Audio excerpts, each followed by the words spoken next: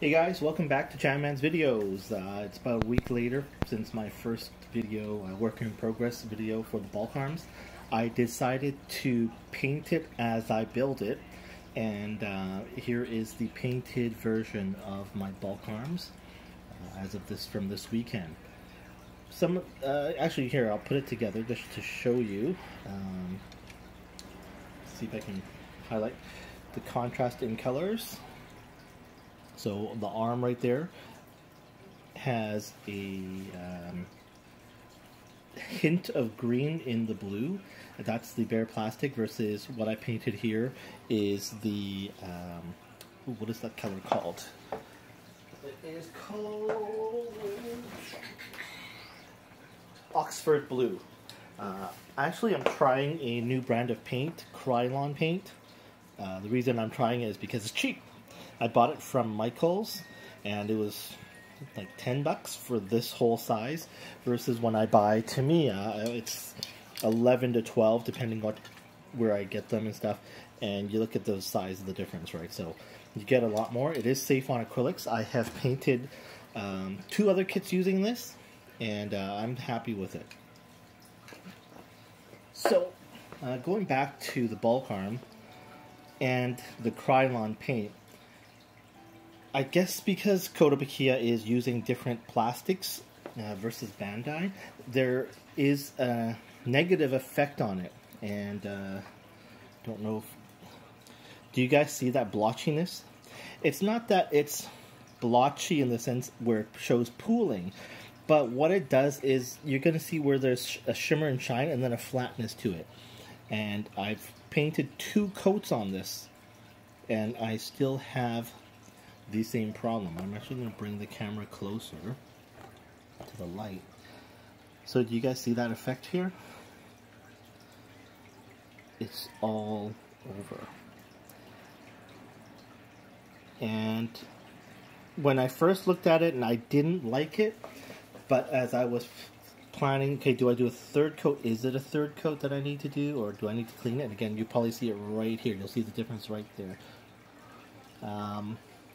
The more I looked at it, I was like, wait a second, actually is not a bad effect in this kit for what I was thinking to do with it, which is give it some camouflage, give it some heavy weathering, and I thought, you know what, paint where this effect doesn't really look bad on what I was thinking, so I'm going to leave it as that.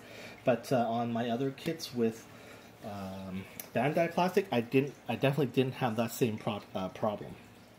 So let me actually just back this up. Where's the kit? Oh, there we go. So yeah, there's the kit that I used it on, which is this is the hardy gun, or heavy gun. Probably my favorite GM style kit.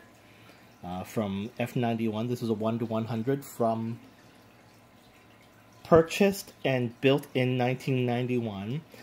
But what I've done, I did a crap job of it, so I took it apart, cleaned up seam lines, repainted everything, retouched up all the lines, and put, I guess, my 2019 skills that I learned from building Gunpla into revitalizing this kit.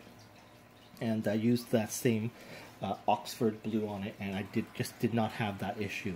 You can probably see this is matte sprayed, but yeah, on the shield you don't have it at the bottom, that you don't have that weight effect on it. So yeah, that's why my guess is that it's just the type of plastic. Perhaps I primed it, sanded it, and then painted it, so it's at the same. No, sorry, I didn't prime it. I did not prime this. I just painted straight on plastic.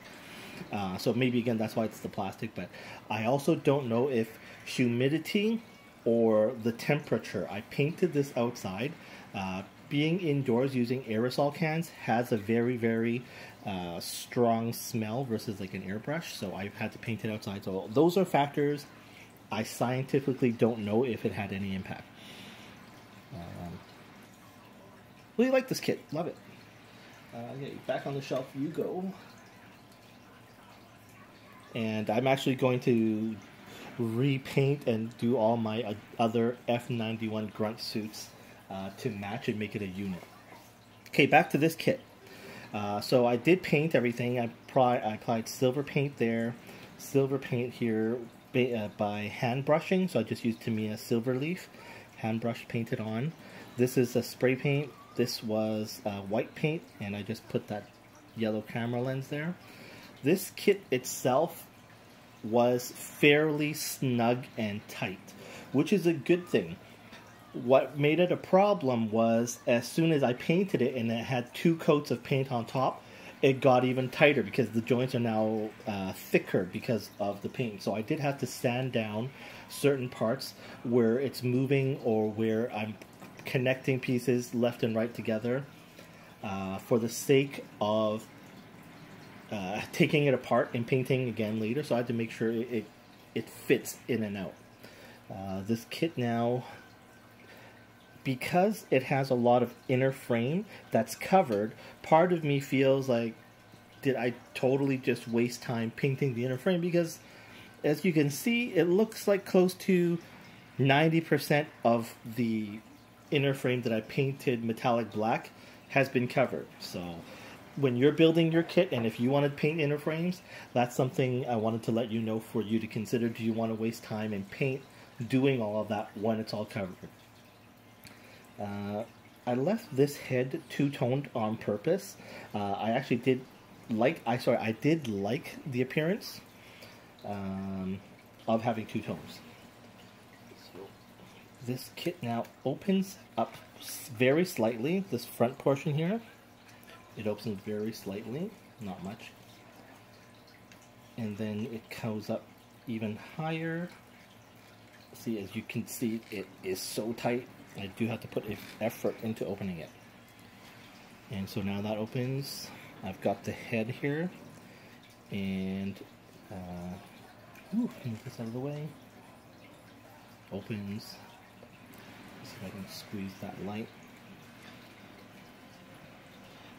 I'm undecided if I want to paint the back of the seat a khaki or sand color, give it sort of that brown leather padded look. But because if I could put a guy in there and then it's all covered, I'm like thinking it's also a waste of time. For the screens inside, I have my holographic stickers that I just cut out and they fit on the screen. I couldn't find the Kotobukiya ones officially, so I'm like, oh, that's a good option. I painted the foot pedals underneath silver, so they're right down here. And by brushing it off, it does show a little bit of wearing and a brushed look. These do go up and down. I put a little dab of silver there on that notch, but that's all there is that's done to this chest portion right now. Again, it is very, very tight, and so I'll be more cautious of that with painting and assembling the additional parts. Closes back in, and so the pilot would be completely enclosed and relatively safe from fire.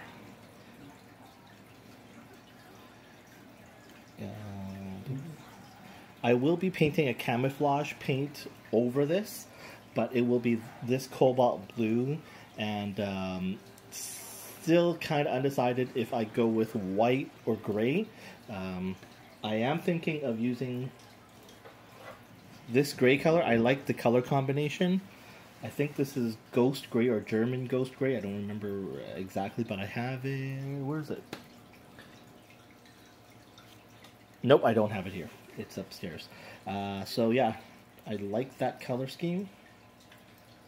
And what I'm going to do is masking it. I'll be cutting up sections of masking tape in jagged edges, and it will have a bit of just triangular, hexagonal type jagged camouflage design with an urban camo type of feel. Anyways, that's what I'm thinking I'll do with it, but I got to finish building it first, absolutely. I also applied some silver to those coils. But yeah, that's where it is so far. If you have any questions about the Kotobukiya kit, please let me know. Drop it your comments, and I'll answer what I can. So maybe it wasn't a good scale because Gundam F91 1-100 are small kits. And where's the next kit here? I'll just grab this kit. Oh, these guys are covered in dust. And in comparison to this guy, as you see here, this suit is huge. So yeah, I hope that gives you an idea of the scale. Although 144, 1 to 24, this is going to be a really big kit. Oh man, wow, really dusty. But yeah, so I'll just put that here. And yeah, I hope I'll have enough time throughout the week to finish the build and at least have the assembly done, and maybe not all of the painting. But yeah, by next video, that's really what I hope I get done. I started working on the arm and the shoulders last night.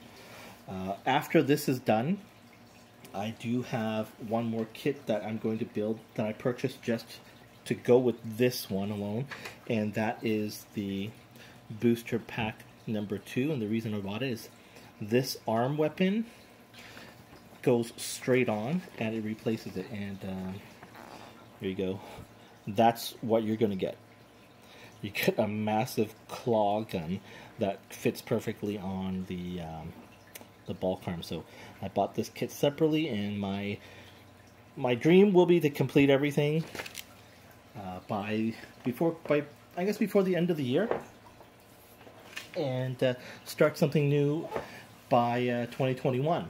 I've also been I've been playing around with Real Touch markers, and in between here and the New Year's, I hope to show some of the things I've learned using Real Touch markers, and they're actually not really what I think they were intended for, but it's still pretty cool and something I wanted to share. Alright, thanks so much for watching. See you guys in the next video.